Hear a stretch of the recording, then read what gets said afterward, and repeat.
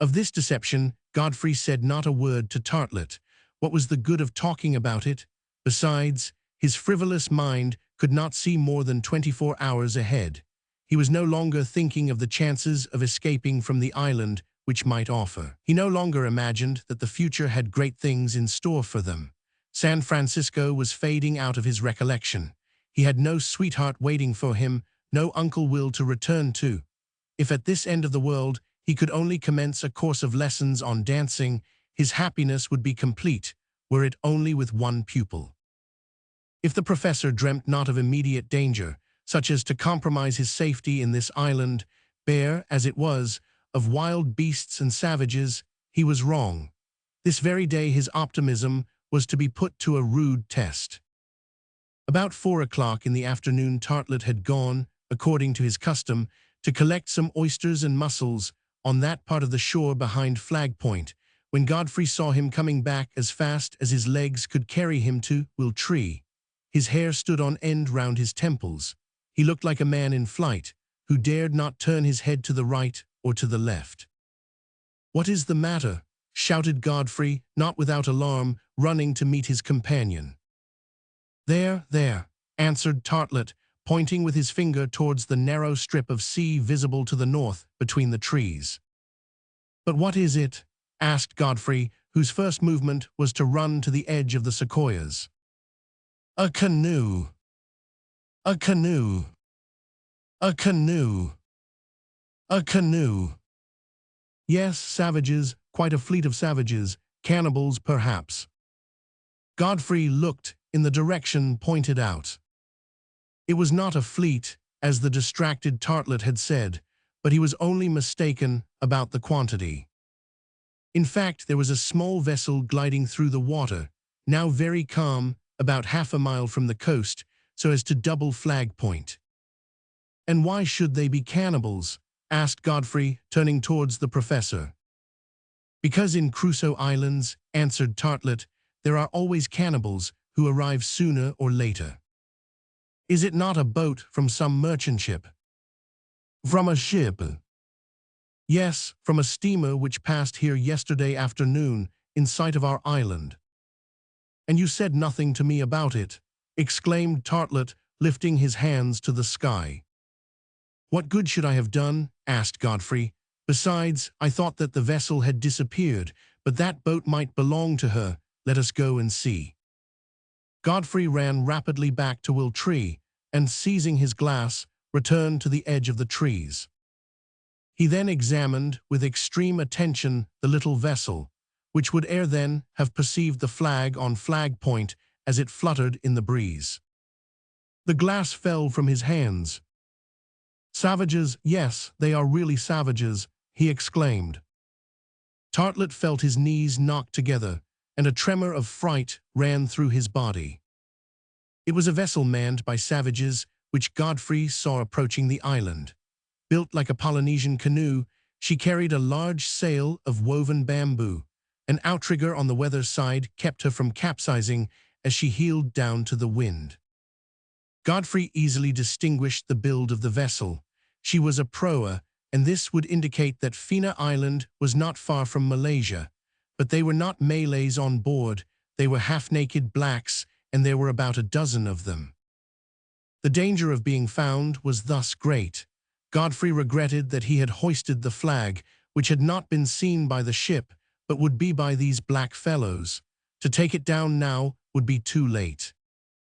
It was, in truth, very unfortunate. The savages had probably come to the island thinking it was uninhabited, as indeed it had been before the wreck of the Dream. But there was the flag, indicating the presence of human beings on the coast. How were they to escape them if they landed? Godfrey knew not what to do. Anyhow, his immediate care must be to watch if they set foot on the island. He could think of other things afterwards. With his glass at his eye, he followed the proa. He saw it turn the point of the promontory, then run along the shore, and then approach the mouth of the small stream, which, 2 miles up, flowed past Will Tree. If the savages intended to paddle up the river, they would soon reach the group of sequoias, and nothing could hinder them. Godfrey and Tartlet ran rapidly back to their dwelling. They first of all set about guarding themselves against surprise and giving themselves time to prepare their defense. At least that is what Godfrey thought of. The ideas of the professor took quite a different turn. "Ah," he exclaimed, "it is destiny. This is as it was written. We could not escape it. You cannot be a Crusoe without a canoe coming to your island, without cannibals appearing one day or another. Here we have been for only 3 months, and there they are already. Assuredly, neither Defoe nor De Wis exaggerated matters. You can make yourself a Crusoe if you like." Worthy Tartlet, folks do not make themselves Crusoes. They become Crusoes, and you are not sure that you are wise in comparing your position with that of the heroes of the 2 English and Swiss romances. The precautions taken by Godfrey as soon as he returned to Wiltshire were as follows. The fire burning among the roots of the sequoia was extinguished, and the embers scattered broadcast so as to leave no trace. Cocks, hens, and chickens were already in their house for the night, and the entrance was hidden with shrubs and twigs as much as possible. The other animals, the goats, agoutis, and sheep, were driven on to the prairie, but it was unlucky that there was no stable to shut them up in. All the instruments and tools were taken into the tree. Nothing was left outside that could indicate the presence or the passage of human beings. Then the door was closely shut, after Godfrey and Tartlet had gone in. The door made of the sequoia bark was indistinguishable from the bark of the trunk, and might perhaps escape the eyes of the savages who would not look at it very closely. It was the same with the 2 windows in which the lower boards were shut. Then all light was extinguished in the dwelling, and our friends remained in total darkness. How long that night was, Godfrey and Tartlet heard the slightest sounds outside. The creaking of a dry branch, even a puff of wind, made them start. They thought they heard someone walking under the trees. It seemed that they were prowling round Wiltshire. Then Godfrey climbed up to one of the windows, opened one of the boards, and anxiously peered into the gloom. Nothing. However, Godfrey at last heard footsteps on the ground. His ear could not deceive him this time. He still looked, but could only see one of the goats come for shelter beneath the trees. Had any of the savages happened to discover the house hidden in the enormous sequoia, Godfrey had made up his mind what to do. He would drag up Tartlet with him by the chimney inside, and take refuge in the higher branches, where he would be better able to resist. With guns and revolvers in his possession, and ammunition in abundance, he would there have some chance against a dozen savages devoid of firearms. If in the event of their being armed with bows and arrows they attacked from below, it was not likely that they would have the best of it against firearms aimed from above. If on the other hand they forced the door of the dwelling and tried to reach the branches from the inside, they would find it very difficult to get there, owing to the narrow opening, which the besieged could easily defend. Godfrey said nothing about this to Tartlet. The poor man had been almost out of his mind with fright since he had seen the proa. The thought that he might be obliged to take refuge in the upper part of a tree, as if in an eagle's nest, would not have soothed him in the least. If it became necessary, Godfrey decided to drag him up before he had time to think about it. The night passed amid these alternations of fear and hope. No attack occurred. The savages had not yet come to the sequoia group. Perhaps they would wait for the day before venturing to cross the island. "That is probably what they will do," said Godfrey, "since our flag shows that it is inhabited. But there are only a dozen of them, and they will have to be cautious. How are they to know that they have only to deal with a couple of shipwrecked men?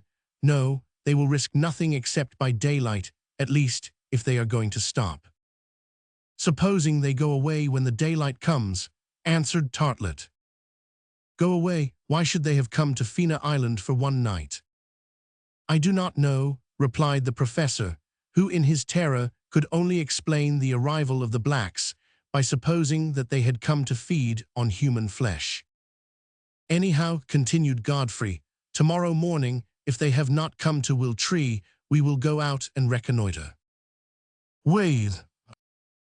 "Yes, nothing would be more imprudent than for us to separate. Who knows whether we may not have to run to the forest in the center of the island and hide there for some days, until the departure of the proa. No, we will keep together, Tartlet." "Hush," said the professor in a low voice. "I think I hear something outside." Godfrey climbed up again to the window and got down again almost immediately.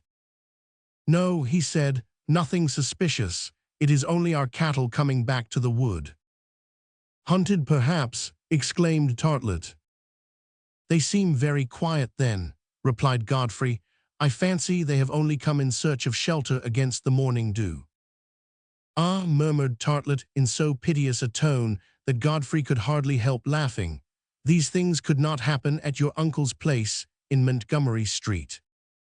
"Day will soon break," said Godfrey after a pause. "In an hour's time, if the savages have not appeared, we will leave Will Tree and reconnoiter towards the north of the island. You are able to carry a gun, Tartlet?" "Carry, yes. And to fire it in a stated direction." "I do not know. I have never tried such a thing, and you may be sure, Godfrey, that my bullet will not go. Who knows if the report alone might not frighten the savages?" An hour later, it was light enough to see beyond the sequoias. Godfrey then cautiously reopened the shutters. From that looking to the south, he saw nothing extraordinary. The domestic animals wandered peacefully under the trees and did not appear in the least alarmed. The survey completed, Godfrey carefully shut this window. Through the opening to the north, there was a view up to the shore. 2 miles off, even the end of Flag Point could be seen, but the mouth of the river at the place where the savages had landed the evening before was not visible. Godfrey at first looked around without using his glass, so as to examine the environs of Will Tree on this side of Fena Island. All was quite peaceful. Godfrey then, taking his glass, swept round the coast to the promontory at Flag Point. Perhaps, as Tartlet had said, though it was difficult to find the reason, the savages had embarked, after a night spent on shore, without attempting to see if the island were inhabited. Chapter 17, in which Professor Tartlet's gun really does marvels. But Godfrey suddenly uttered an exclamation which made the professor jump. There could be no doubt that the savages knew the island was inhabited, for the flag hitherto hoisted at the extremity of the cape had been carried away by them and no longer floated on the mast at Flag Point. The moment had then come to put the project into execution, to reconnoiter if the savages were still in the island, and to see what they were doing. "Let us go," said he to his companion. "Go, but," answered Tartlet.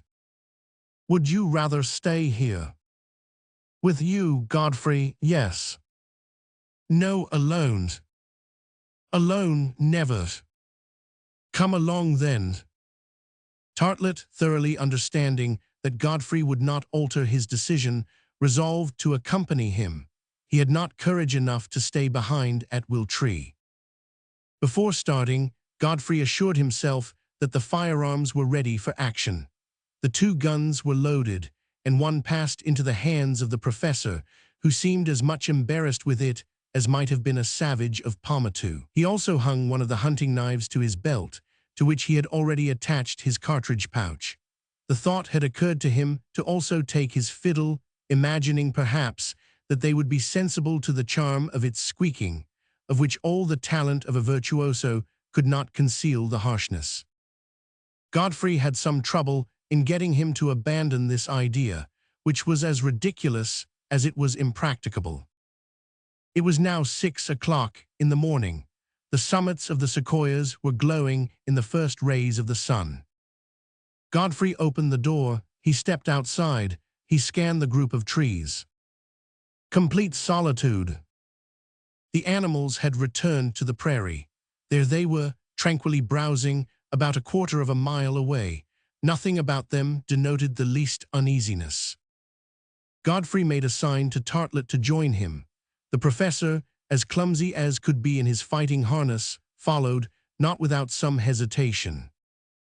Then Godfrey shut the door and saw that it was well hidden in the bark of the sequoia. Then, having thrown at the foot of the tree a bundle of twigs, which he weighted with a few large stones, he set out towards the river, whose banks he intended to descend, if necessary, to its mouth.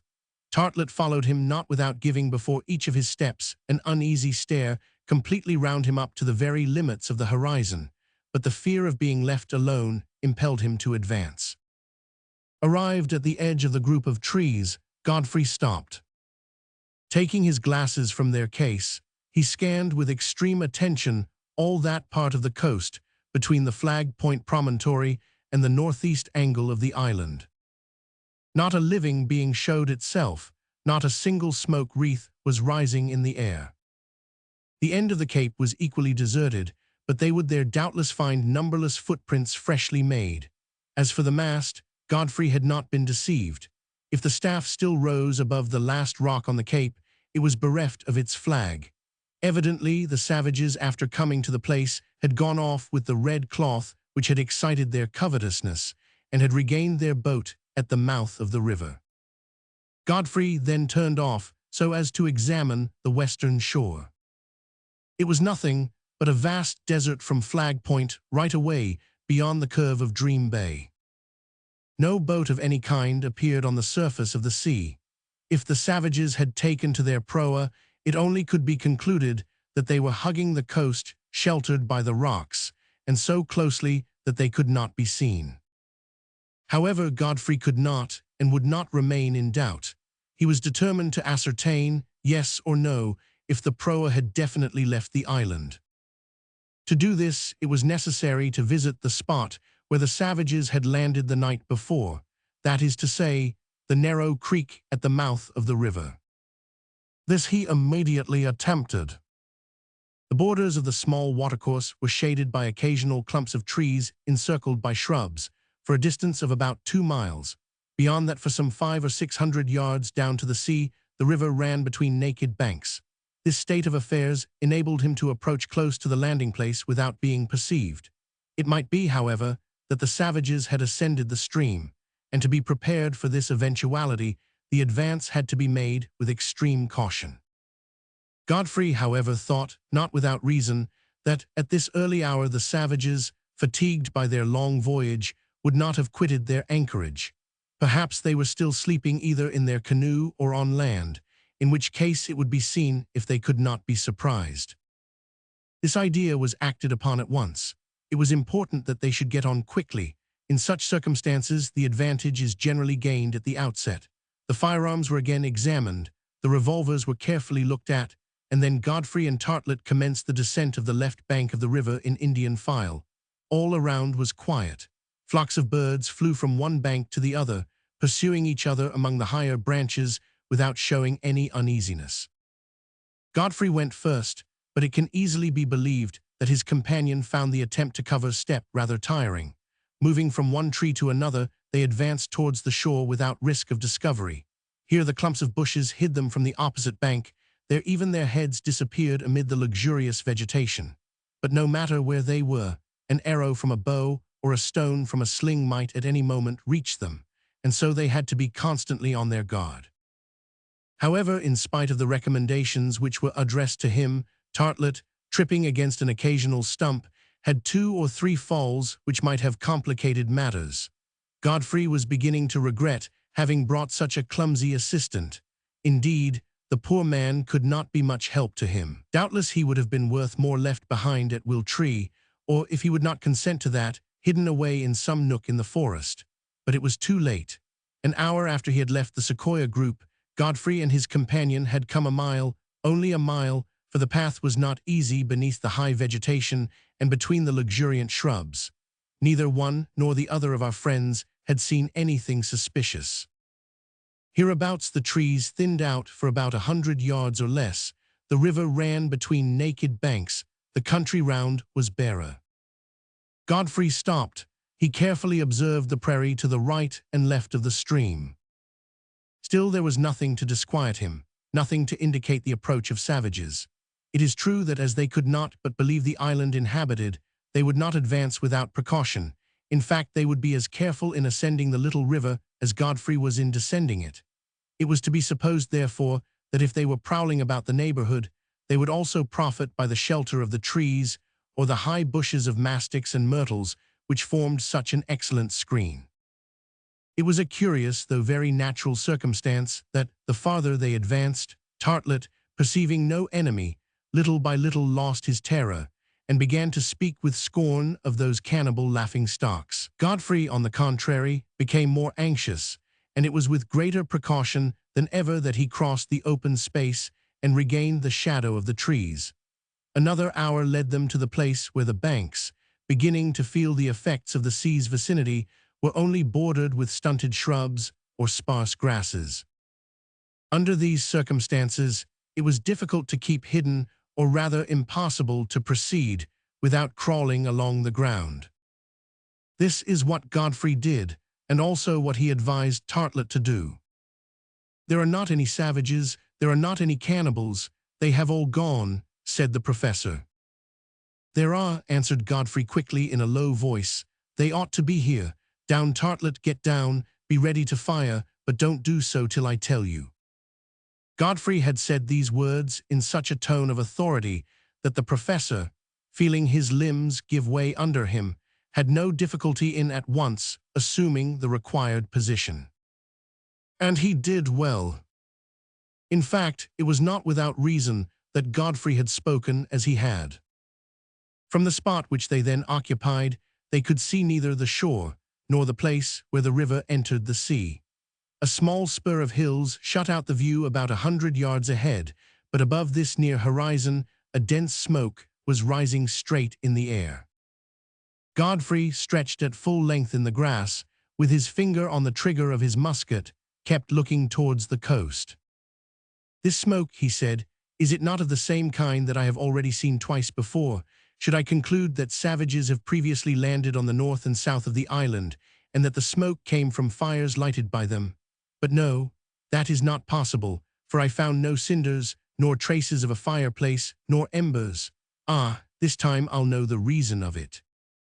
And by a clever reptilian movement, which Tartlet imitated as well as he could, he managed, without showing his head above the grass, to reach the bend of the river. Thence he could command, at his ease, every part of the bank through which the river ran. An exclamation could not but escape him. His hand touched the professor's shoulder to prevent any movement of his. Useless to go further, Godfrey saw what he had come to see. A large fire of wood was lighted on the beach, among the lower rocks, and from it a canopy of smoke rose slowly to the sky.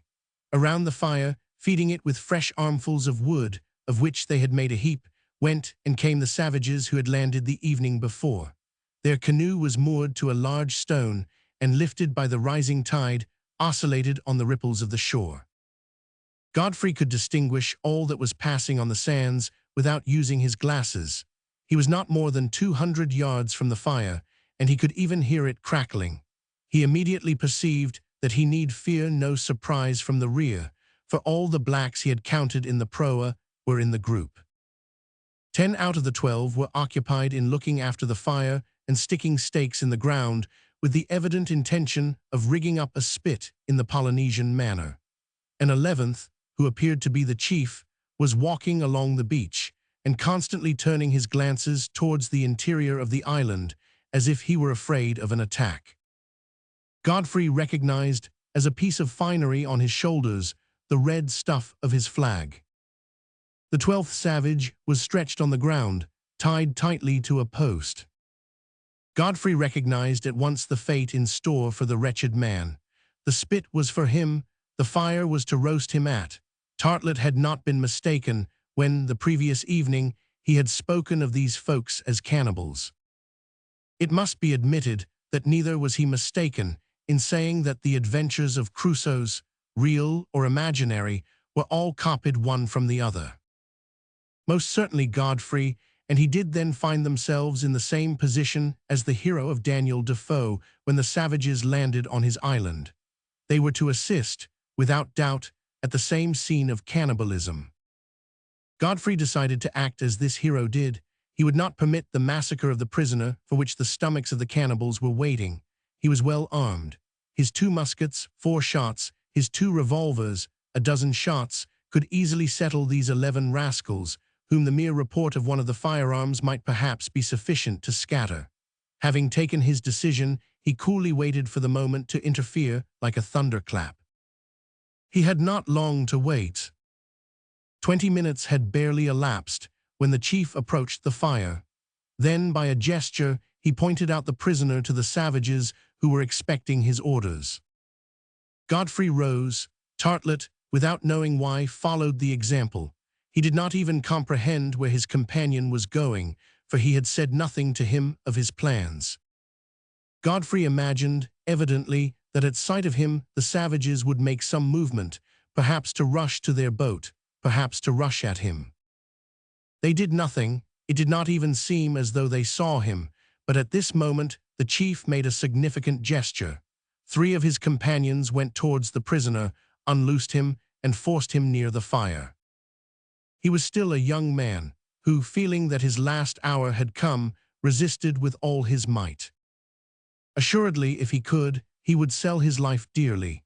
He began by throwing off the savages who held him, but he was soon knocked down, and the thief, seizing a sort of stone axe, jumped forward to beat in his head. Godfrey uttered a cry, followed by a report. A bullet whistled through the air, and it seemed as though the chief were mortally wounded, for he fell on the ground.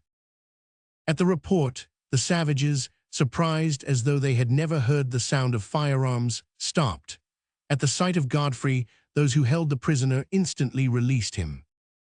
Immediately the poor fellow arose and ran towards the place where he perceived his unexpected liberator. At this moment, a second report was heard. It was Tartlet, who, without looking, for the excellent man kept his eyes shut, had just fired, and the stock of the musket on his right shoulder delivered the hardest knock which had ever been received by the professor of dancing and deportment. But what a chance it was! A second savage fell close to his chief. The rout at once began. Perhaps the savages thought they had to do with a numerous troop of natives whom they could not resist. Perhaps they were simply terrified at the sight of the 2 white men who seemed to keep the lightning in their pockets. There they were, seizing the 2 who were wounded, carrying them off, rushing to the proa, driving it by their paddles out of the little creek, hoisting their sail, steering before the wind, making for the Flag Point promontory, and doubling it in hot haste. Godfrey had no thought of pursuing them. What was the good of killing them? They had saved the victim. They had put them to flight. That was the important point. This had been done in such a way that the cannibals would never dare to return to Fena Island. All was then for the best. They had only to rejoice in their victory, in which Tartlet did not hesitate to claim the greatest share. Meanwhile, the prisoner had come to his rescuer. For an instant he stopped, with the fear inspired in him by superior beings, but almost immediately he resumed his course. When he arrived before the 2 whites, he bowed to the ground. Then, catching hold of Godfrey's foot, he placed it on his head in sign of servitude. One would almost have thought that this Polynesian savage had also read Robinson Crusoe. Chapter 18, which treats of the moral and physical education of a simple native of the Pacific. Godfrey at once raised the poor fellow who lay prostrate before him. He looked in his face. He was a man of 35 or more, wearing only a rag round his loins. In his features, as in the shape of his head, there could be recognized the type of the African Negro.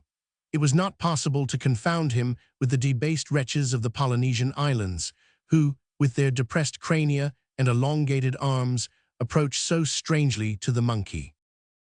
Now, as he was a Negro from Soudan or Abyssinia, who had fallen into the hands of the natives of an archipelago of the Pacific, it might be that he could speak English or 1 or 2 words of the European languages which Godfrey understood. But it was soon apparent that the unhappy man only used an idiom that was absolutely incomprehensible, probably the language of the aborigines among whom he had doubtless arrived when very young.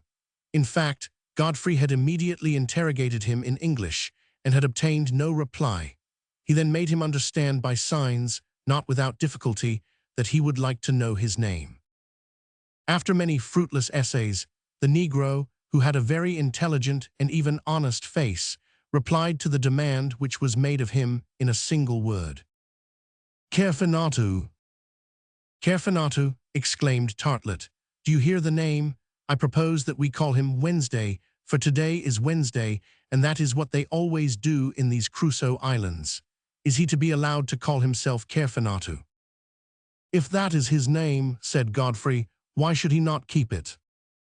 And at the moment, he felt a hand placed on his chest, while all the black's physiognomy seemed to ask him what his name was. Godfrey, answered he. The black endeavored to say the word, but although Godfrey repeated it several times, he could not succeed in pronouncing it in an intelligible fashion. Then he turned towards the professor as if to know his name. Tartlet, was the reply of that individual in a most amiable tone. Tartlet, repeated Caerphonatu. And it seemed as though this assemblage of syllables was more agreeable to his vocal cords, for he pronounced it distinctly. The professor appeared to be extremely flattered. In truth, he had reason to be. Then Godfrey, wishing to put the intelligence of the black to some profit, tried to make him understand that he wished to know the name of the island. He pointed with his hand to the woods and prairies and hills, and then the shore which bound them, and then the horizon of the sea, and he interrogated him with a look. Caerphonatu did not at first understand what was meant, and imitating the gesture of Godfrey, he also turned and ran his eyes over the space. Arneca, said he at length. Arneca, replied Godfrey, striking the soil with his foot so as to accentuate his demand. Arneca, repeated the Negro. This told Godfrey nothing, neither the geographical name borne by the island nor its position in the Pacific. He could not remember such a name. It was probably a native one, little known to geographers. However, Caerphonatu did not cease from looking at the two white men, not without some stupor, going from one to the other as if he wished to fix in his mind the differences which characterized them. The smile on his mouth disclosed abundant teeth of magnificent whiteness, which Tartlet did not examine without a certain reserve. If those teeth, he said, have never eaten human flesh, may my fiddle burst up in my hand. Anyhow, Tartlet, answered Godfrey, our new companion no longer looks like the poor beggar they were going to cook and feed on. That is the main point. What particularly attracted the attention of Caerphonatu were the weapons carried by Godfrey and Tartlet, as much the musket in the hand as the revolver in the belt. Godfrey easily understood this sentiment of curiosity. It was evident that the savage had never seen a firearm. He said to himself that this was one of those iron tubes which had launched the thunderbolt that had delivered him. There could be no doubt of it. Godfrey, wishing to give him, not without reason, a high idea of the power of the whites, loaded his gun, and then, showing to Caerphonatu a red-legged partridge that was flying across the prairie about 100 yards away, he shouldered it quickly and fired. The bird fell. At the report, the black gave a prodigious leap, which Tartlet could not but admire from a choregraphic point of view. Then, repressing his fear and seeing the bird with broken wing running through the grass, he started off and swift as a greyhound ran towards it, and with many a caper, half of joy, half of stupefaction, brought it back to his master. Tartlet then thought of displaying to Caerphonatu that the Great Spirit had also favored him with the power of the lightning, and perceiving a kingfisher tranquilly seated on an old stump near the river, was bringing the stock up to his cheek, when Godfrey stopped him with, "No, don't fire, Tartlet." "Why not?" "Suppose that by some mishap you are not to hit the bird, think how we would fall in the estimation of the nigger." "And why should I not hit him?" replied Tartlet with some acerbity. "Did I not, during the battle, at more than 100 paces, the very first time I handled a gun, hit one of the cannibals full in the chest?" "You touched him evidently," said Godfrey, "for he fell. But take my advice, Tartlet, and in the common interest do not tempt fortune twice." The professor, slightly annoyed, allowed himself to be convinced.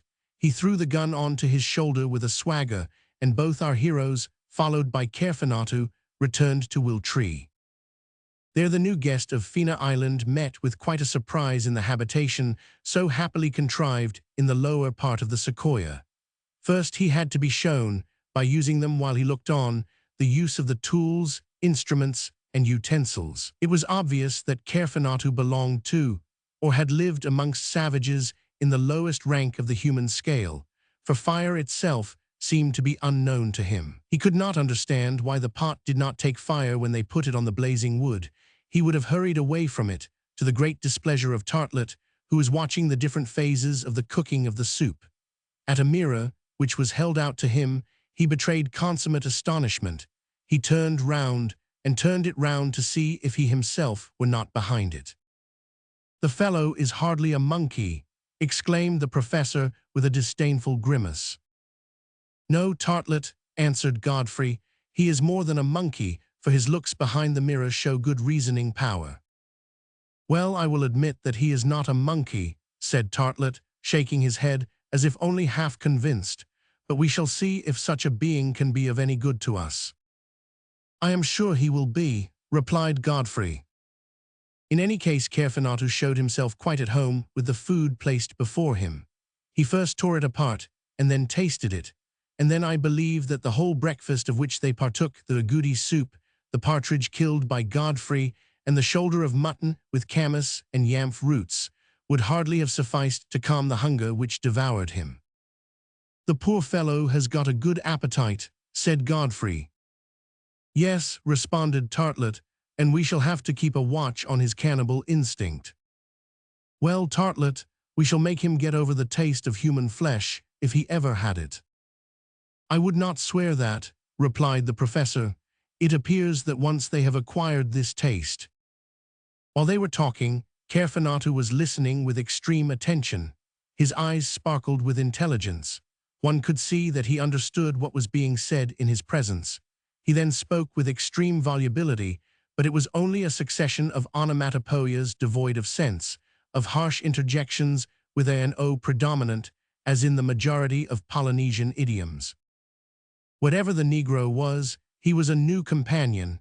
He might become a devoted servant, which the most unexpected chance had sent to the hosts of Will Tree. He was powerful, adroit, active. No work came amiss to him. He showed a real aptitude to imitate what he saw being done. It was in this way that Godfrey proceeded with his education.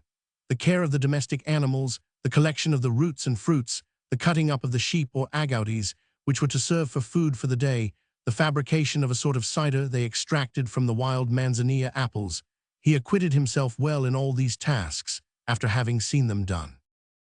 Whatever Tartlet thought, Godfrey felt no distrust in the savage, and never seemed to regret having come across him. What disquieted him was the possible return of the cannibals who now knew the situation of Fina Island.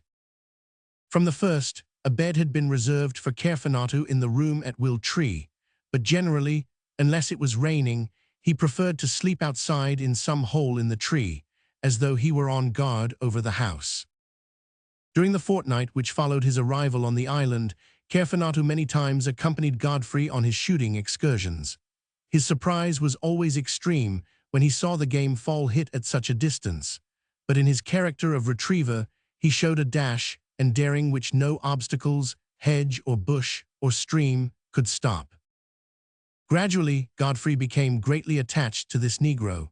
There was only one part of his progress in which Kerfenatu showed refractoriness, that was in learning the English language. Do what he might, he could not be prevailed upon to pronounce the most ordinary words which Godfrey, and particularly Professor Tartlet, tried to teach him. So the time passed, but if the present was fairly supportable, thanks to a happy accident, if no immediate danger menaced them, Godfrey could not help asking himself, if they were ever to leave this island, by what means they were to rejoin their country. Not a day passed, but he thought of Uncle Will and his betrothed. It was not without secret apprehension that he saw the bad season approaching, which would put between his friends and him a barrier still more impassable. On the 27th of September, a circumstance occurred deserving of note. If it gave more work to Godfrey and his two companions, it at least assured them of an abundant reserve of food. Godfrey and Kerfenatu were busied in collecting the mollusks at the extreme end of Dream Bay when they perceived out at sea an innumerable quantity of small moving islets which the rising tide was bringing gently to shore. It was a sort of floating archipelago, on the surface of which there walked, or flew, a few of those seabirds, with great expanse of wing, known as sea hawks. What then were these masses which floated landwards, rising and falling with the undulations of the waves? Godfrey did not know what to think, when Caerphonatu threw himself down on his stomach, and then drawing his head back into his shoulders, folded beneath him his arms and legs, and began to imitate the movements of an animal crawling slowly along the ground. Godfrey looked at him without understanding these extraordinary gymnastics. Then, suddenly, "Turtles!" he exclaimed. Caerphonatu was right. There was quite a square mile of myriads of turtles swimming on the surface of the water. About 100 fathoms from the shore, the greater part of them dived and disappeared, and the sea hawks, finding their footing gone, flew up into the air in large spirals. But luckily, about 100 of the amphibians came on to the beach. Godfrey and the Negro had quickly run down in front of these creatures, each of which measured at the least from 3 to 4 feet in diameter. Now, the only way of preventing turtles from regaining the sea is to turn them on their backs, and it was in this rough work that Godfrey and Caerphonatu employed themselves, not without great fatigue. The following days were spent in collecting the booty. The flesh of the turtle, which is excellent either fresh or preserved, could perhaps be kept for a time in both forms. In preparation for the winter, Godfrey had the greater part salted in such a way as to serve for the needs of each day, but for some time the table was supplied with turtle soup, on which Tartlet was not the only one to regale himself. Barring this incident, the monotony of existence was in no way ruffled. Every day the same hours were devoted to the same work.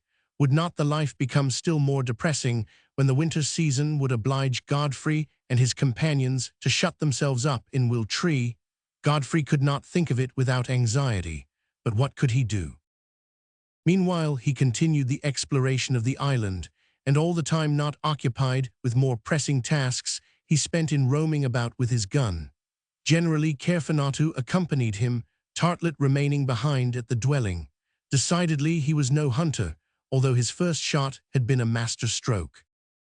Now, on one of these occasions, an unexpected incident happened, of a nature to gravely compromise the future safety of the inmates of Will Tree. Godfrey and the Black had gone out hunting in the central forest, at the foot of the hill which formed the principal ridge of Fena Island. Since the morning, they had seen nothing pass but 2 or 3 antelopes through the high underwood, but at too great a distance for them to fire with any chance of hitting them. As Godfrey was not in search of game for dinner, and did not seek to destroy for destruction's sake, he resigned himself to return empty-handed. If he regretted doing so, it was not so much for the meat of the antelope, as for the skin, of which he intended to make good use. It was about 3 o'clock in the afternoon. He and his companion after lunch were no more fortunate than before. They were preparing to return to Will Tree for dinner, when just as they cleared the edge of the wood, Caerphonatu made a bound. Then, precipitating himself on Godfrey, he seized him by the shoulders and dragged him along with such vigor that resistance was impossible. After going about 20 yards they stopped. Godfrey took breath and, turning towards Caerphonatu, interrogated him with a look.